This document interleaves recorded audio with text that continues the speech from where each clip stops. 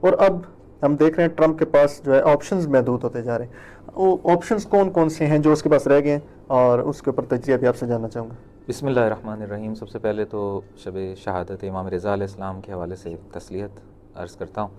اور اس جنگ میں جو کہ 40 دن رہی اور اس کے بعد ایک جنگ بندی کی کیفیت رہی اور ابھی تک جاری ہے جی. اور جس میں مختلف ابنائے ہرمز میں بھی اس نے اقدامات کیے اس کو کھلوانے کے لیے 1-2 بار کوشش کی، لیکن وہ آپریشن بھی بری طرح ناکام رہا. تو اب صورتحال یہ ہے کہ ٹرمپ کا چین کا دورہ نزدیک ہے اور جو آگے امریکہ کے اندر انتخابات ہیں وہ بھی سامنے ہیں. جی.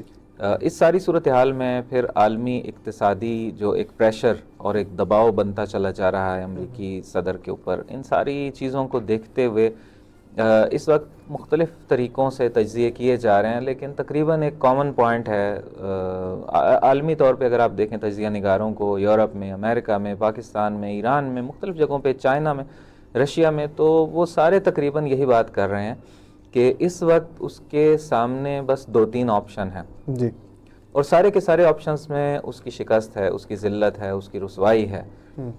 اگر وہ موجودہ ہی صورتحال کو جاری رکھتا ہے جی. اور یہ بلاکیڈ جاری رہتا ہے اور اسی طریقے سے جو ہے وہ ادھر سے ایران کے بھی کنٹرول میں ہے آبنائے ہرمز، اور ادھر سے امریکہ نے بھی ایرانی جو کشتیاں ہیں ان کو روک رکھا ہے. البتہ وہ ناکام ہوتی جا رہی ہیں. جی. ایرانی کشتیاں گزر رہی ہیں، لیکن بالآخر اس کا عالمی انرجی کے اوپر اثر پڑ رہا ہے. جی. اس کے پرائسز کے اوپر. تو یہ چیز بہت زیادہ پریشر کا سبب بن رہی ہے امریکی صدر کے اوپر بھی اور اس کی حکومت کے اوپر بھی. صحیح.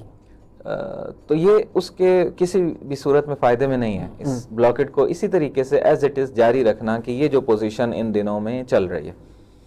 اب یا تو اس کو ایران کی باتیں مان کے مذاکرات کے میز پہ اور پیچھے ہٹ جانا ہے اس جنگ سے، یہ آپشن بچتا ہے اس کے پاس، یا تیسرا آپشن یہ ہے کہ وہ پھر سے جنگ کے شعلے کو بھڑکائے اور ایران پر پھر سے اپنے اٹیکس جو ہیں وہ شروع کر دے. جی. صحیح. اگر وہ اس سے پیچھے ہٹتا ہے اور ایران کی باتیں مان لیتا ہے، ٹیبل پہ جو ہے وہ ایران کے حق میں جو ہے اس کا پلڑا چلا جاتا ہے مذاکرات کا، اور ایران کو اس سے فائدہ ہوتا ہے، ایران کی پوزیشن مضبوط ہوتی ہے، ایران کے مطالبات مان لیے جاتے ہیں اور اس کو اپنے جو پہلے اس کو اہداف میں شکست تو ہو ہی چکی ہے جو اس نے پہلے 3 دن میں حاصل کرنے تھے اور ابھی 2 مہینے سے زیادہ عرصہ گزر گیا ہے، کوئی ایک ہدف بھی حاصل نہیں کر سکا.